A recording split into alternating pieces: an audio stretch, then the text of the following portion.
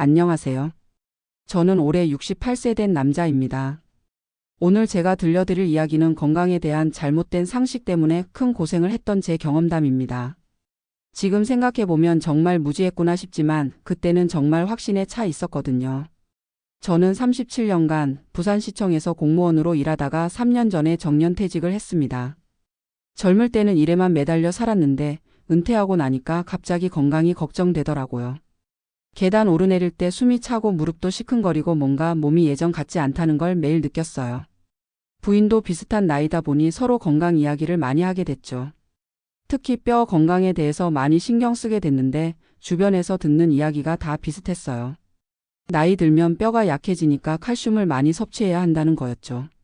그런데 그때 제가 완전히 잘못 알고 있었던 게 있었어요.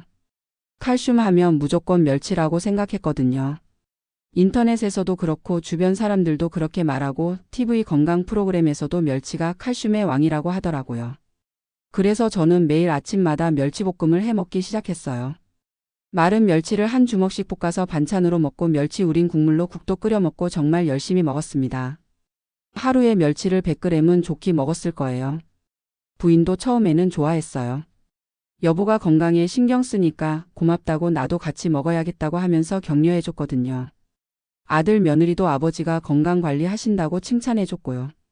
그렇게 6개월 정도 열심히 멸치를 먹었는데 어느 날 새벽에 갑자기 발가락이 아프기 시작했어요. 처음에는 그냥 삔 줄 알았어요. 그런데 이게 보통 아픈 게 아니더라고요. 마치 발가락에 바늘이 수십 개 박힌 것 같은 느낌이었어요. 너무 아파서 병원에 가려고 했는데 신발을 신을 수가 없었어요. 발가락이 빨갛게 부어올라서 양말도 못 신겠더라고요. 결국 부인이 급하게 택시를 불러서 응급실로 갔습니다. 응급실에서 의사 선생님이 보시더니 바로 피검사를 하자고 하시더라고요. 그리고 결과를 보고는 이렇게 말씀하시는 거예요. 통풍이라고요. 통풍이라는 말을 처음 들었을 때는 무슨 말인지도 몰랐어요. 바람만 불어도 아프다는 그 통풍인가 싶었는데 의사 선생님이 자세히 설명해 주시더라고요. 혈액 속에 요산이라는 게 많아져서 관절에 쌓여서 염증을 일으키는 병이라고요. 그런데 여기서 정말 충격적인 이야기를 들었어요. 제가 건강에 좋다고 매일 먹던 멸치가 오히려 통풍을 악화시키는 음식이라는 거였어요. 멸치에는 퓨린이라는 성분이 아주 많이 들어있는데 이게 몸에서 분해되면서 요산을 만든다는 거예요. 의사 선생님이 말씀하시길 멸치는 100g당 퓨린 함량이 400mg 이상이라고 하시더라고요. 통풍 환자가 하루에 섭취해야 하는 퓨린이 150mg 정도인데 제가 하루에 먹던 멸치량으로는 그 3배가 넘는 퓨린을 섭취하고 있었던 거예요. 정말 허무했어요. 건강해지려고 한 일이 오히려 병을 만든 거잖아요. 그동안 왜 아무도 이런 이야기를 해주지 않았을까 원망스럽기도 했고요. 집에 와서 인터넷으로 다시 찾아보니까 제대로 된 정보가 많더라고요. 멸치는 칼슘이 많긴 하지만 통풍이나 고요산혈증이 있는 사람에게는 피해야 할 음식 1순위라고 되어 있었어요. 그뿐만 아니라 정어리, 고등어, 삼치 같은 등푸른 생선들도 다 퓨린 함량이 높다고 하더라고요. 그제서야 제가 얼마나 무지했는지 깨달았어요. 건강에 좋다는 말만 듣고 무작정 따라했던 제 자신이 한심하기도 했고 좀 더 신중하게 알아보지 않은 게 후회됐어요. 의사 선생님께서 처방해 주신 약을 먹기 시작했고 식단도 완전히 바꿨어요. 멸치는 당연히 끊었고 고기도 기름기 많은 부위는 피하고 내장류도 절대 안 먹게 됐어요. 술도 원래 별로 안 마셨는데 아예 끊었고요.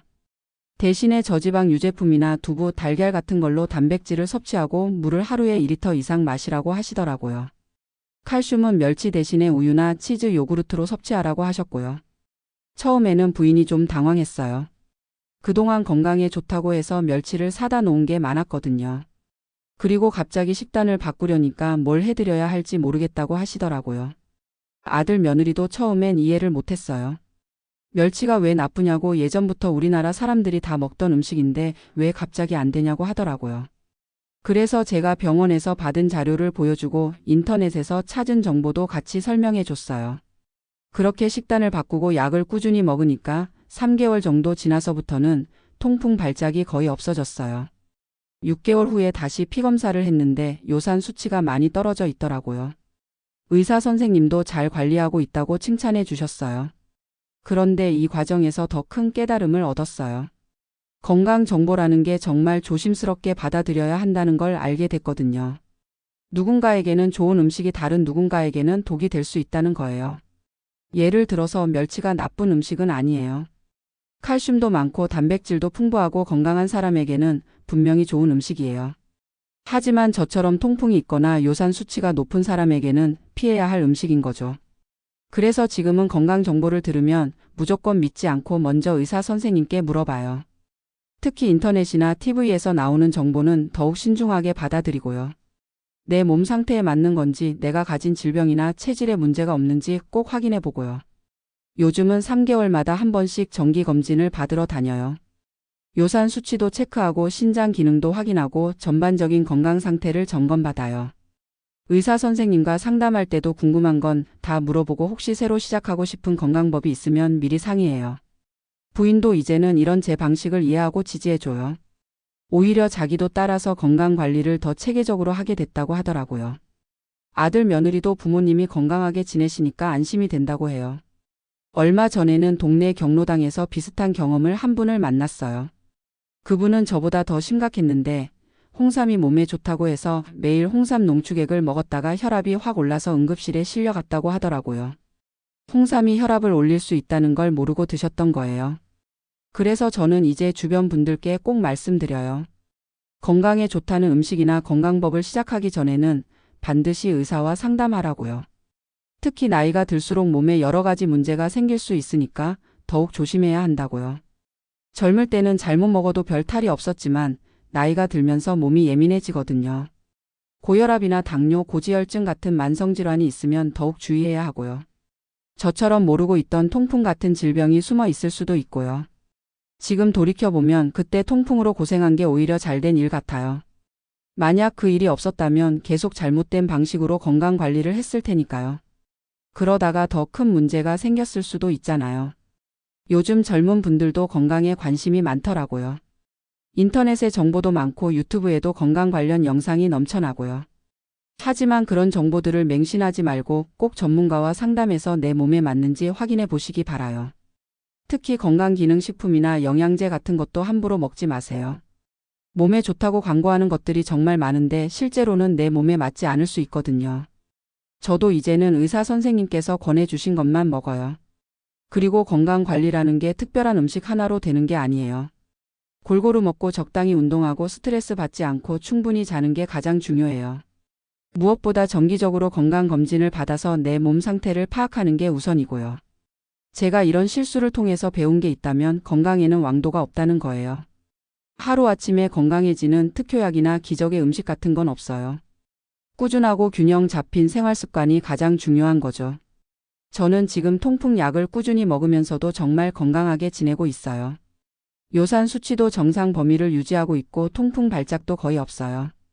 오히려 예전보다 더 체계적으로 건강 관리를 하게 돼서 전반적인 컨디션이 좋아졌어요. 부인과 함께 매일 아침에 동네 한 바퀴 산책하고 일주일에 2번은 등산도 가요. 물론 무리하지 않는 선에서요. 식사도 골고루 먹되 퓨린 함량이 높은 음식들은 피하고 술도 거의 안 마셔요. 손자가 가끔 놀러 오면 할아버지가 건강해졌다고 좋아해요. 예전에는 계단 오르기도 힘들어했는데 지금은 손자와 함께 뛰어놀 수 있거든요. 이런 게 진짜 건강한 노후가 아닌가 싶어요. 제 이야기를 듣고 계신 분들께 꼭 말씀드리고 싶은 게 있어요. 건강 정보가 넘쳐나는 시대에 살고 있지만 그만큼 잘못된 정보도 많다는 거예요. 특히 나이가 들수록 내 몸에 맞는 정확한 정보가 더욱 중요해져요. 무엇보다 의사 선생님과의 소통을 소홀히 하지 마세요. 궁금한 게 있으면 부끄러워하지 말고 물어보시고 새로운 건강법을 시도하기 전에는 꼭 상담 받으세요. 그리고 정기검진을 통해서 내 몸 상태를 정확히 파악하는 것도 잊지 마시고요. 건강한 노후를 위해서는 올바른 정보와 꾸준한 관리가 가장 중요합니다. 저처럼 잘못된 상식 때문에 고생하는 분들이 없으시기를 바라면서 제 이야기를 마치겠습니다.